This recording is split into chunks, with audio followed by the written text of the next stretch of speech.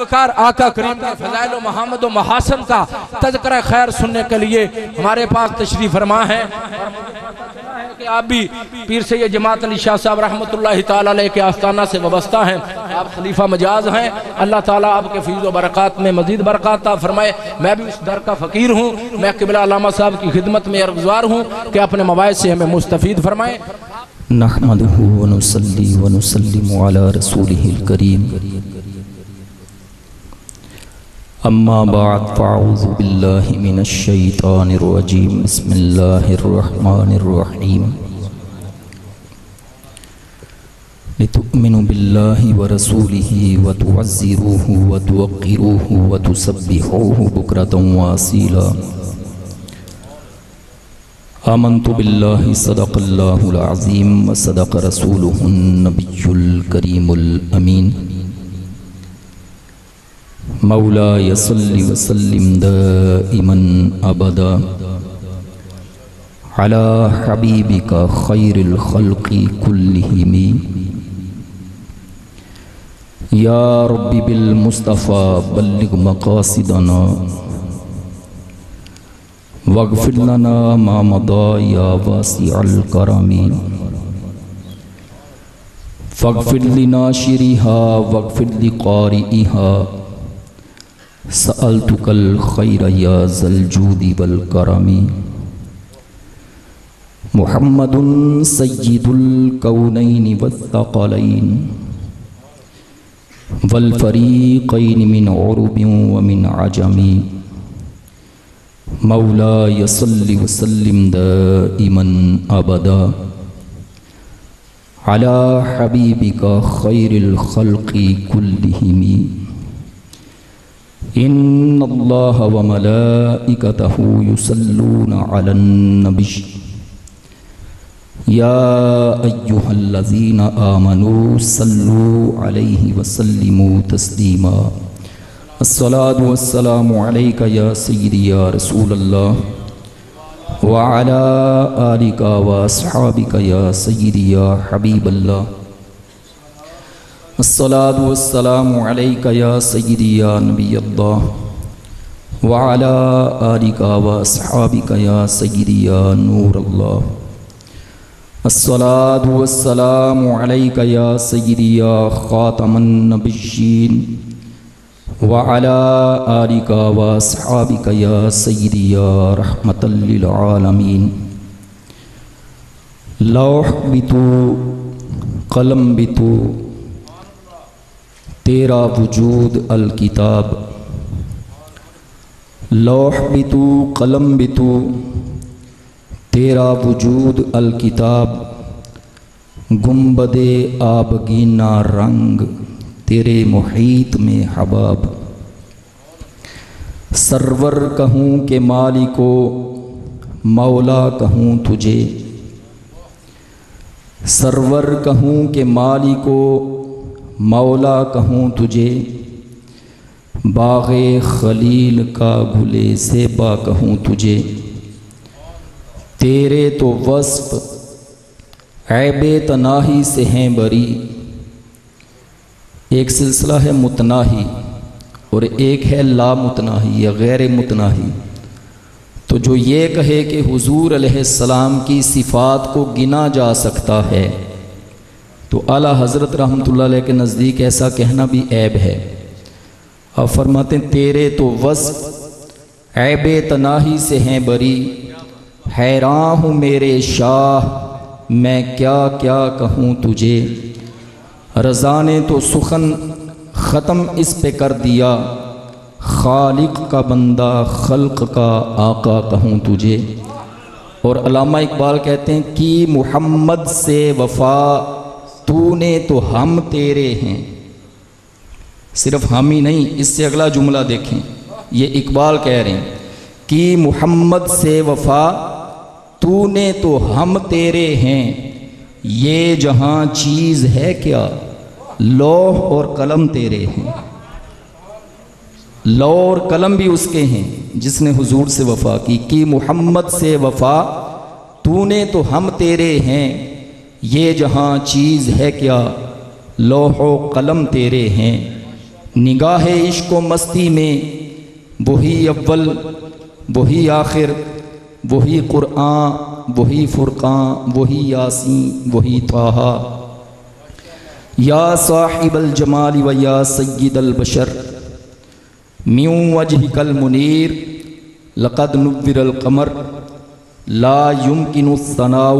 كما كان حقه بعد از خدا بزرگ توئی قصہ مختصر۔ میں نے آپ سے چند باتیں کرنی ہیں، شاید کہ کسی دل میں اتر جائے میری بات، اور انتہائی مبارکباد کے مستحق ہیں جناب نواز شاہد صاحب کہ اپنے والد صاحب کے مشن کو آگے لے کے چل رہے ہیں۔ جناب حاجی ریاض شاہد صاحب کے مشن کو لے کے آگے وہ چل رہے ہیں، اور سب سے بڑی بات کہ ہم کیوں کھنچے آتے ہیں، کسی چیز کی اور نہیں ہے۔ نواز شاہد صاحب جب کہتے ہیں تو ساری مصروفیات کو چھوڑ کے کیوں آتے ہیں؟ وجہ کیا ہے؟ کیونکہ اس علاقے میں سب سے زیادہ امیر اور کبیر یہ ہیں، صحابہ سے لے کے تابعین سے لے کے آج تک سب کا عقیدہ ہے کہ جس کے پاس حضور علیہ السلام کا ایک منہ مبارک بھی ہے وہ ساری کائنات سے زیادہ امیر ہے۔ تو یہ سب سے زیادہ امیر ہیں، اور ان کے گھر میں 24 گھنٹے برکات کا نزول ہوتا ہے، اور ہماری نظریں ادھر ہی رہتی ہیں۔ ہم داتا صاحب بیٹھے ہوں، آستانے پہ بیٹھے ہوں، گھر بیٹھے ہوں، علی پور ہوں، تو ہماری جب سے ان سے تعلق بنا ہے نظریں ادھر ہی رہتی ہیں۔ اور بلکہ ایک دفعہ تو اسپیشلی ان سے کہہ کہ منہ مبارک کا پانی بھی لیا۔ اور آج سے کوئی پچھلی دفعہ جب محفل کروائی تو میرے ساتھ وہ دوست تشریف لائے تھے، تو انہوں نے مجھے منہ مبارک کا پانی دیا۔ وہ پانی میں نے لے کے کچھ دوستوں میں تقسیم کیا، اور جو بھی بیمار آتا تھا اس کو وہ پانی پلاتا تھا میں۔ تو ایک میرے دوست ہیں، ان کے پاس میں کوئی 40-50 کلومیٹر کا فاصلہ ہے، وہ پانی لے کے گیا، گھر پہ دروازے پہ دستک دی تو میں نے پانی ان کو دیا، تو مجھے وہ کہتے ٹھہرے، میں کہ میں دربار شریف جانا ہے، لیٹ ہو رہا ہوں۔ تو میں داتا صاحب آ گیا، وہ پیچھے آیا اور آ کے مجھے کہتا کہ جناب میں دلائل الخیرات روز پڑھتا ہوں پوری، میں اس کا عامل ہوں۔ دلائل الخیرات شریف محمد بن سلیمان جزولی رحمۃ اللہ علیہ نے جو ایک نعمت کی صورت میں ہمارے سامنے رکھی، تو کہتے میں روز اس کو پڑھتا ہوں۔ تو آج ہی میں نے صبح اس کو جب پڑھا تو مدینہ شریف کی طرف منہ کر کے میں نے التجا کی کہ یا رسول اللہ صلی اللہ علیہ وسلم، سنا ہے کہ آپ کے منہ مبارک بڑے لوگوں کے پاس ہے، تو کبھی اس کو کسی نے غسل نہیں دیا، اس کا کوئی پانی کا غسالہ ہی ہمیں مل جائے۔ تو آج ہی میں نے التجا کی اور شام کو آپ پانی لے کے آ گئے۔ تو یہ ادھر سے سب کچھ ہوتا ہے، سب کچھ سرکار صلی اللہ علیہ وسلم لا ورب العرش، جس کو جو ملا ان سے ملا، بٹتی ہے کونین میں نعمت رسول اللہ کی۔ دنیا تو ہم کماتے ہی ہیں اور دنیا کے پیچھے ہم رہتے ہیں، اور بڑے خوش قسمت لوگ ہیں کہ جب نواز شاہد صاحب ان کو بلاتے ہیں تو منہ مبارک کی زیارت کے لیے یہاں پہ تشریف لے کے، بڑی خوش قسمتی ہے۔ تو اب میں اپنی بات کی طرف آتا ہوں۔ لِتُؤْمِنُوا بِاللَّهِ وَرَسُولِهِ وَتُوَزِّرُوهُ وَتُوَقِّرُوهُ وَتُسَبِّحُوهُ بُكْرَةً وَأَصِيلًا، اللہ اور اس کے رسول پر ایمان لے آؤ، کلمہ پڑھو، دائرہ اسلام میں داخل ہو جاؤ۔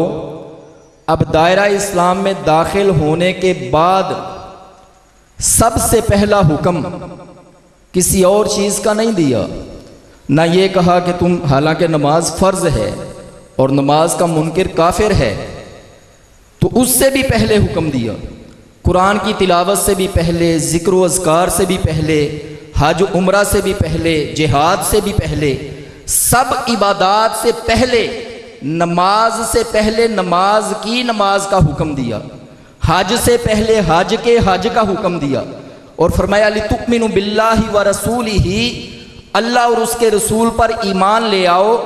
جب مسلمان ہو جاؤ، دائرہ اسلام میں داخل ہو جاؤ، جب ایمان کی دولت نصیب ہو جائے تو اس کے متصل بات فرمایا وَتُوَزِّرُوهُ وَتُوَقِّرُوهُ، میرے محبوب کی تعظیم اور توقیر کرو، عظمت مصطفیٰ، شان مصطفیٰ، رفت مصطفیٰ، بلندی مصطفیٰ، درجات مصطفیٰ، علو مصطفیٰ، کبریائے مصطفیٰ، اس کو اپنے دل میں بسا لو۔ جب میرے محبوب کی محبت کو دل میں بسا لو گے وَتُسَبِّحُوهُ بُكْرَةً وَأَصِيلًا، اب صبح و شام نمازیں پڑھو، شب بیداریاں کرو، تہجدیں پڑھو، ذکر و اذکار کرو، نوافل پڑھو، قرآن کی تلاوتیں کرو، حج اور عمرہ کرو، جہاد کرو، محمد مصطفیٰ کا رب قبول فرمائے گا۔ لیکن اگر سینہ محبت مصطفیٰ سے خالی ہوا تو اللہ جل شانہ محشر کے میدان کے اندر تمہاری عبادات کو منہ پہ دے مارے گا۔ نماز کی بھی نماز، تو اب سمجھ آئی کہ ان کے پاس نعمت کون سی؟ حضور علیہ السلام کے جسم کا حصہ ہے، وہ منہ مبارک ہے ان کے پاس۔ تو اب تعظیم کس طرح کرنی، توقیر کس طرح کرنی، یہ سمجھنے کے لیے ہمیں امام بصیری کے پاس جانا پڑے گا، شرف الدین بصیری رحمۃ اللہ علیہ۔ اور امام قاضی ایاز مالک رحمۃ اللہ علیہ الشفا میں فرماتے ہیں وَتُوَزِّرُوهُ سے مراد وَتُبَالِغُوهُ فِي تَعْظِيمِهِ، محبوب علیہ السلام کی تعظیم میں مبالغہ آرائی کرنا ہے۔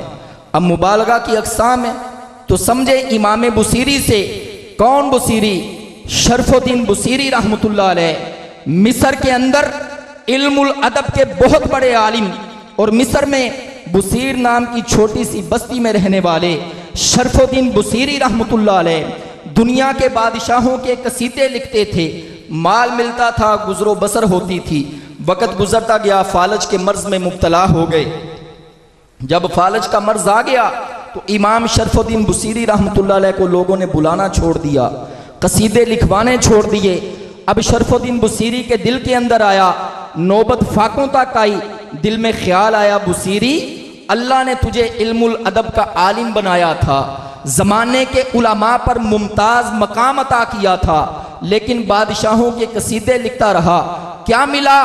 چل بصیری قلم اٹھا، ان کا قصیدہ لکھ جن کی نعت سارے پڑھتے ہیں۔ امام بصیری نے قلم اٹھایا، لکھنا شروع کیا، مولا صلی وسلم دائماً آبادا علی حبیبی کا خیر الخلق کلہم، قسمت کا ستارہ جگمگا اٹھا، رات کو کیا دیکھتے ہیں؟ امام الانبیاء تاجدار کائنات علیہ السلام خواب میں تشریف لے آئے، اب کیا دیکھتے ہیں؟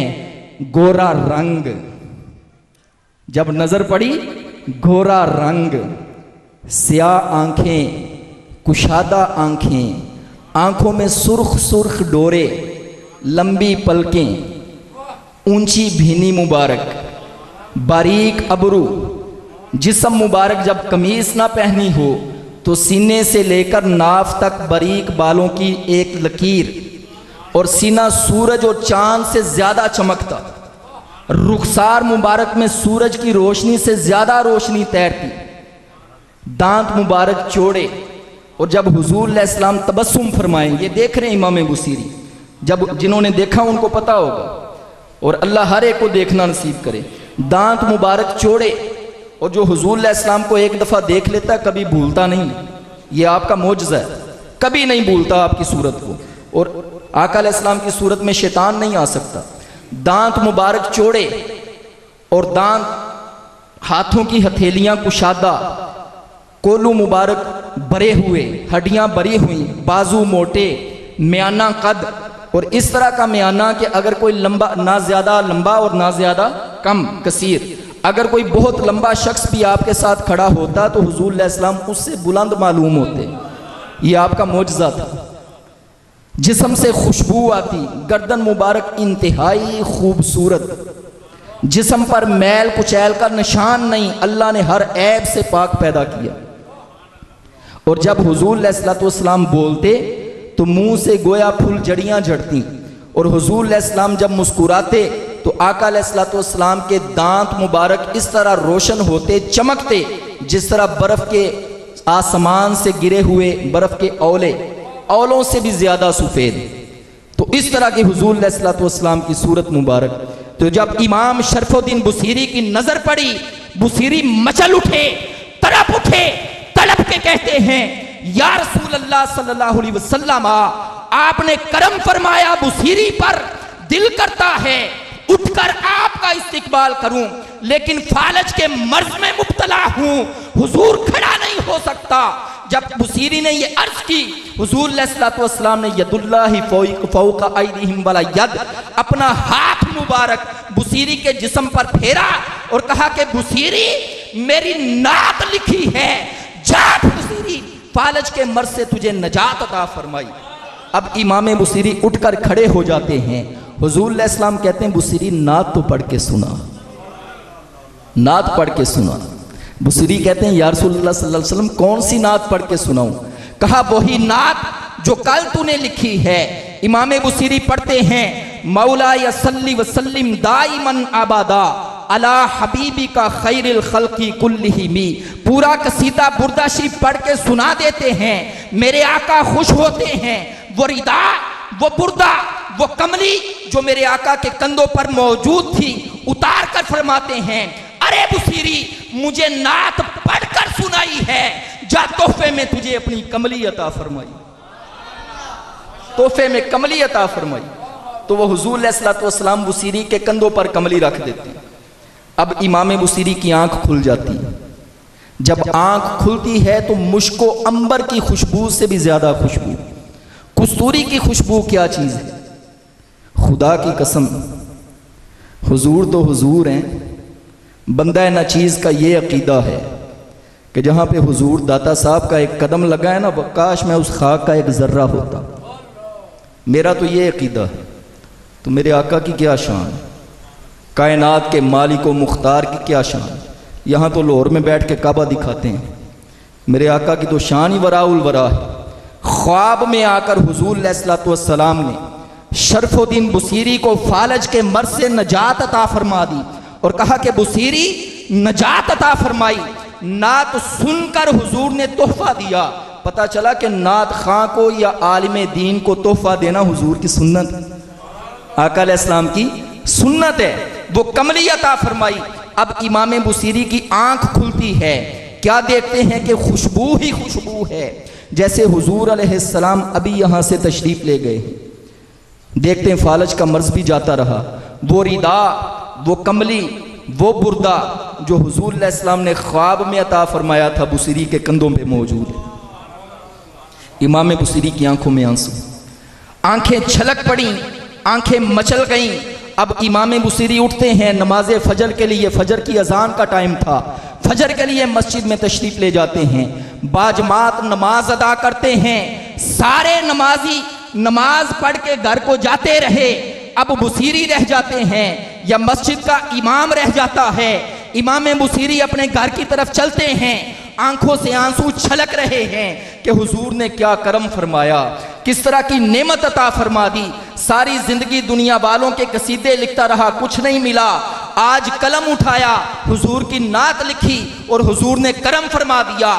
آنکھوں سے آنسو چھلک رہے ہیں. بصیری سفر طے کرتے ہوئے گھر کی طرف جا رہے ہیں. مسجد کا امام جو جوانی سے لے کر بڑھاپے تک بوڑھا ہو چکا ہے، بڑی مشکل سے چلتا ہے، وہ اپنی طاقت کو جمع کر کے پیچھے دوڑ لگاتا ہے. ارے بصیری ٹھہر جا، تجھے خدا کا واسطہ، تجھے نبی مصطفیٰ کا واسطہ، بصیری ٹھہر جا، میری بات سنتا جا. کہا بابا جی کیا بات ہے؟ ارے بصیری ٹھہر جا، مجھے نعت پڑھ کر سنا. کہا کون سی نعت؟ کہا وہی نعت جو رات کو امام الانبیاء کو پڑھ کر سنائی تھی، جو رات کو حضور علیہ السلام کو پڑھ کر سنائی تھی. امام بصیری رو پڑتے ہیں اور کہتے ہیں کہ بابا جی اے امام مسجد، میں نے کسی سے ذکر بھی نہیں کیا، آپ کو کیسے پتا چلا؟ کہا بصیری سن، چونکہ مقبول ہو چکا ہے، منظور نظر ہو چکا ہے، حضور نے ولایت کا اعلیٰ مقام عطا کر دیا، ولیوں کا امام بن چکا ہے. آج اپنا راز جو جوانی سے لے کر بڑھاپے تک نماز پڑھاتے پڑھاتے گزرا، لوگ مجھے مولوی سمجھتے رہے، میری حقیقت کو نہ جانا. آج تیرے اوپر آشکارا کرتا ہوں، ارے بصیری سن، میں اس علاقے کا کتب ہوں، ولیوں کا امام ہوں اس علاقے کا۔ اور جب حضور تشریف لائے تھے تو قدموں میں فقیر بھی موجود تھا۔ تو وہ قصیدہ بردہ شریف جو امام شرف الدین بصیری رحمۃ اللہ علیہ نے لکھا، پڑھ کر سنایا، حضور علیہ السلام نے سنا، اس قصیدہ بردہ شریف میں امام شرف الدین بصیری فرماتے ہیں فَإِنَّ فَضْلَ رسول اللہ لَيْسَ لَهُ حَدٌّ فَيُورِبَ عَنْهُ نَاطِقٌ بِفَمِهِ۔ ارے عظمت مصطفیٰ، شان مصطفیٰ، رفت مصطفیٰ، بلندی مصطفیٰ، درجات مصطفیٰ، علو مصطفیٰ، کبریاء مصطفیٰ، مودت مصطفیٰ، اس کی کوئی حد ہے ہی نہیں، تم حدیں کہاں تلاش کرتے؟ جب حضور کی نعت پڑھیں کوئی کہے نا حد میں رہو، اس کو کہے پہلے حد دکھا، حد کا تعین کر، خدا نہیں کہنا، نہ خدا کا بیٹا کہنا۔ حضور علیہ السلام اللہ کے بندے ہیں، اللہ کے رسول ہیں، اور کتنے افضل و اعلیٰ رسول۔ حضور سیدنا شیخ عبد القادر جیلانی غوث اعظم غوث پاک رضی اللہ تعالیٰ عنہ نے ایک کتاب لکھی، اس کتاب کا نام ہے سد الاسرار فیما یحتاج الیہ الابرار۔ کتاب کا نام کیا ہے؟ سد الاسرار فیما یحتاج الیہ الابرار۔ تو اس کتاب عربی میں لکھی حضور غوث پاک نے، اس کتاب کے اندر ایک حدیث لے کے ہیں حضور غوث پاک رضی اللہ تعالیٰ عنہ۔ آپ کہتے ہیں کہ سب سے پہلے اللہ نے حضور علیہ السلام کے نور کو پیدا کیا۔ حضور غوث پاک فرماتے ہیں سب سے پہلے اللہ تعالیٰ نے حضور علیہ السلام کے نور کو پیدا کیا، اور 4000 سال تک اس نور کو جو انتہائی قربت کا مقام ہے عالم لاہوت اس میں رکھا، اور وہ نور گردش کرتا تھا اور اللہ کی حمد بیان کرتا تھا، تو نام رکھا احمد۔ احمد تو پھر حضور یہ حدیث آگے حضور غوث پاک بیان کرتے ہیں، پھر اللہ تعالیٰ نے حضور علیہ السلام کے پورے جسم کے نور سے نہیں، پورے جسم کے نور سے نہیں، بلکہ حضور علیہ السلام کی ایک آنکھ کے نور سے اللہ نے عرش پیدا کی، عرش پیدا کی ایک آنکھ کے نور سے۔ اور عرش کتنا بڑا وجود ہے، فقہا لکھتے ہیں کہ 7 آسمان اور 7 زمینیں یہ اللہ کے عرش کے مقابلے میں اس طرح ہیں جس طرح ایک بہت بڑا صحرا جس کا کوئی کنارہ نظر نہ آتا ہو، تو اس صحرا کے اندر چھوٹی سی انگوٹھی کا چھوٹا سا ایک چھلا پڑا ہوا ہو، تو یہ 7 آسمان اور 7 زمینیں اللہ کے عرش کے مقابلے میں چھلے جتنی حیثیت بھی نہیں رکھتے، اتنا بڑا وجود ہے عرش، عرش الہی۔ تو ایک آنکھ کے نور سے اللہ نے عرش پیدا کیا، اور پھر کل کائنات، یہ چرند پرند زمین آسمان زید عمر بکر میں آپ سب کچھ اللہ نے عرش کے نور سے پیدا کیا۔ تو گویا کل کائنات کی اصل جو ہے وہ حضور علیہ السلام کا نور ہے۔ زندہ باد، زندہ باد۔ یہ سد الاسرار میں حضور غوث پاک نے لکھا کہ ہر چیز اپنی اصل کی طرف جاتی، کوئی مانے یا نہ مانے، نہیں مانتا وہ بھی حضور کے نور سے پیدا ہوا ہے۔ اس کائنات کا ذرہ وما ارسلناک الا رحمۃ للعالمین، اگر حضور کا وجود نہ ہوتا، اللہ اس نور سے اس نور کو نہ بناتا تو یہ کچھ بھی نہ بنتا۔ یہ سب کچھ حضور کے نور سے پیدا کیا، یہ زمین بھی اللہ نے حضور کے نور سے پیدا کی، آسمان بھی حضور کے نور سے پیدا کیے، ہر چیز کی اصل حضور علیہ السلام کا نور ہے۔ اور الابریز کے اندر عبدالعزیز دباغ رحمۃ اللہ علیہ جن کو علم لدنی ملا تھا اور یہ کتب ہوئے، پانی کے اوپر چلتے تھے، سمندر میں ہوا میں اڑتے تھے، تو العزیز ابریز کے اندر عبدالعزیز دباغ رحمۃ اللہ علیہ فرماتے ہیں کہ جو بندہ یہ کہتا ہے نا مجھے اللہ کی اتنی معرفت ملی، اس میں پوری تفصیل سے وہ لکھتے ہیں کہ جو کہتا ہے نا مجھے اللہ کی اتنی معرفت ملی اور اتنی قربت ملی، در حقیقت اس کو حقیقت محمدی سے کچھ حصہ ملتا ہے، وہ حضور کے نور کے ارد گرد گھوم رہا ہوتا ہے۔ اللہ کی معرفت حاصل کرنا یہ حضور کا کام ہے، ہماری دوڑ وہاں تک ہے، ہم وہاں تک پہنچ سکتے ہیں، اور وہ بھی قسمت سے۔ ہم تو لاہور ہی چلے جائیں داتا صاحب کے قدموں تک تو یہی بڑی بات ہے، مدینہ تو بڑی اعلیٰ چیز ہے۔ تو امام شرف الدین بصیری رحمۃ اللہ علیہ نے لکھا فَإِنَّ فَضْلَ رسول اللہ لَيْسَ لَهُ حَدٌّ فَيُورِبَ عَنْهُ نَاطِقٌ بِفَمِهِ، ارے عظمت مصطفیٰ اور شان مصطفیٰ رفت مصطفیٰ کی کوئی حد ہے ہی نہیں، تم حدیں کہاں تلاش کرتے ہو؟ اور اس پر دلیل لے کے آتا ہوں میں، مفتی احمد یار خان نعیمی رحمۃ اللہ علیہ نے مشکات المصابیح کے اندر یہ بات لکھی کہ اللہ تعالیٰ فرماتا ہے ان اللہ سریع الحساب، بے شک اللہ جلد حساب لینے والا ہے، جلد۔ تو مفتی احمد یار خان نعیمی رحمۃ اللہ علیہ نے لکھا کہ محشر کا میدان جب لگے گا نا تو وہ جلد حساب کتنا جلدی ہوگا کہ ساری مخلوقات 4 گھنٹے میں حساب کتاب سے فارغ ہو جائیں گے۔ کتنے گھنٹے؟ 4 گھنٹے میں حساب کتاب سے فارغ ہو جائیں گی۔ تو پھر 50,000 سال کا دن کس لیے رکھا؟ یہ مفتی صاحب لکھتے ہیں کہ 50,000 سال کا دن کس لیے رکھا؟ یہ اللہ تعالیٰ دکھانا چاہتا ہے، اور محشر کے میدان میں دکھائے گا جب انبیاء بھی صف بستہ ہوں گے، انبیاء کی امتیں بھی صف بستہ ہوں گی اللہ کے عرش کے سامنے۔ جب سارے صف بستہ ہوں گے، اللہ کے عرش کے اوپر ایک مقام ہے جس کو مقام محمود کہا جاتا ہے، اس مقام پر حضور علیہ السلام جلوہ افروز ہوں گے، اور حضور نے اپنا سر سجدے میں رکھا ہوگا، اور اللہ فرمائے گا ارے محبوب ذرا سر کو اٹھائیے نا، سر کو اٹھائیے نا، ذرا اپنا چہرہ مبارک اونچا کیجئے، آپ جو مانگیں گے آپ کو دیا جائے گا، آپ کو راضی کیا جائے گا، جو آپ تمنا کریں گے آپ کو دیا جائے گا۔ 50,000 سال تک اللہ تعالیٰ حضور علیہ السلام کی تعریف کرتا رہے گا۔ 4 گھنٹے میں مخلوق حساب کتاب سے فارغ، اور 50,000 سال تک تانبے کی طرح دہتی زمین کے اوپر مخلوق کو کھڑا کر کے اللہ تعالیٰ حضور علیہ السلام کی تعریف کرے گا۔ جب حضور شفاعت کبریٰ فرمائیں گے اور وہ دن کی سختیاں ختم ہوں گی تو اللہ میدان محشر کی طرف خطاب کرے گا، ارے او میدان محشر والو، دنیا میں تمہیں اپنا محبوب عطا کیا تھا، اپنا نبی دیا تھا، دنیا میں تم سے میرے محبوب کی تعریف کا حق ادا نہیں ہو سکا، آج اس محشر کے میدان کے اندر تپتی زمین پر کھڑا کر کے 50,000 سال تک میں نے اپنے محبوب کی تعریف کر کے حق ادا کیا ہے۔ معمولی بات، خدا کی قسم جس کو کلمہ نصیب ہو گیا نا، اور اس کلمے پر جس کی موت ہوگی وہ کامیاب، جس نے اولیاء کے دامن کو تھام لیا انشاءاللہ اس کی موت ایمان پر ہوگی، کلمہ حق پر ہوگی۔ تو جس نے اس دامن کو پکڑا اور دامن کو تھام کے چلا اور برکات کو حاصل کر لیا وہ خوش قسمت ہے۔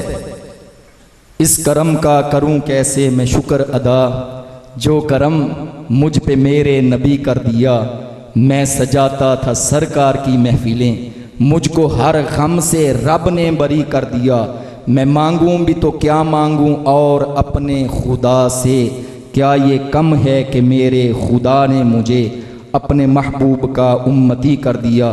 ایک بات کر کے میں اجازت چاہوں گا، ایک بات اس میں درۃ التاج فی مسئلۃ المعراج کے اندر لکھی ہے کہ حضور علیہ الصلوۃ والسلام کی شان یہ ہے کہ جب معراج کے لیے آقا علیہ السلام تشریف لے گئے نا تو اللہ کا عرش آیا، تو حضور علیہ الصلوۃ والسلام اپنے نالین کو اتارنے لگے، تو حکم ہوا محبوب نالین کو نہیں اتارنا، نالین سمیت میرے عرش پر قدم رکھو۔